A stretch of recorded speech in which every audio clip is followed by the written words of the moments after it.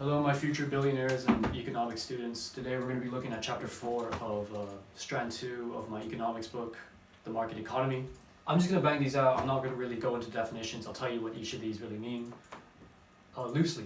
So individual market, they're kind of opposites. The individual market is the aggregate, the total amount of demand.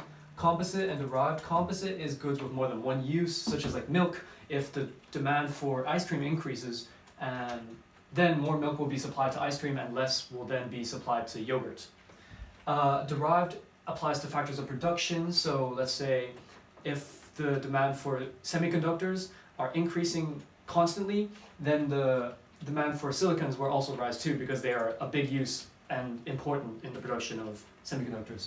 We also have joint demand, which is just complementary goods like fish and chips. Effective demand is the effective and a willingness and ability of consumers to produce or to purchase goods or services at different price points. It's important that you know what effective demand means. And the demand curve is also just the law of demand. It is the negative inverse relationship to the price and quantity. So there are exceptions to the law of demand, such as snob goods, giffen goods, and speculation and expectations. Speculation and expectations is like the property market, because people have confidence that certain property will rise in the future. They tend to hold on and speculate. Snob goods are like Gucci, giffen goods are like bread, because it's essential, and low-income households also buy it. There are shifts in the demand curve, left or right. If it shifts left, it means that there may be a fall in the price of subsidies, fall in the price of lending, rise in the cost of credit. This is to do with interest rates in the banking. There also might be a rise in the price of compliments or negative advertising. And for the shift right, you can use the same points except the opposites. So just read that over. I'm going to look at supply now. There are two. Individual market, these are the opposites. Individual is just one, and then market's looking at the aggregate total amount of supply of goods or services supplied by all suppliers at different price points. So the supply curve is the positive relationship to the price and quantity, which is the law of supply.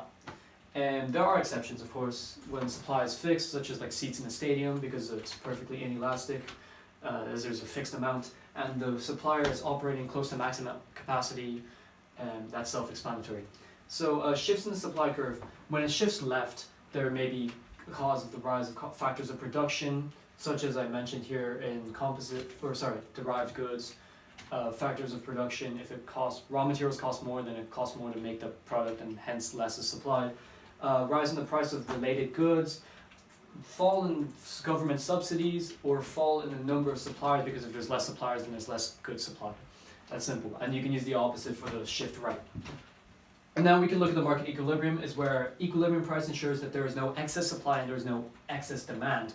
So hence where they meet in the middle, the equilibrium is the point where they meet E right here, and that's the price of equilibrium, quantity equilibrium. So above the equilibrium is the excess supply, and below the equilibrium is the excess demand. We're going to look at excess demand real quick, which is a price ceiling. Governments can put in price ceilings for certain goods on, like, perhaps rent control, to control the rent market, for people to, live comfortably. And the unintended consequence of maybe rent controls and price ceilings, this may lead to shadow economy, because there's so much excess demand for the good. People will be willing to go to illegal sources to get their goods. And then for price floors, the governments can also introduce price floors for excess supply. This is to do with covering the agriculture sector and minimum wages, because it guarantees a minimum level of revenue without exploitation or like these workers getting paid so low. The unintended consequence for this is governments usually intervene and have to purchase the unsold stock, which may cost them a lot in some cases. So in this, moving on, we're going to look at the consumer surplus and the producer surplus at the equilibrium. The consumer surplus is the difference between what a consumer actually pays for a good or service and what he or she would be willing to pay. So you would look at that triangle that is above the equilibrium. And you would look at the producer surplus underneath, which is the difference between the price that a seller would have accepted and the price the seller actually receives. So that's just you just remember consumer is above and producer is below. Thank you guys for listening.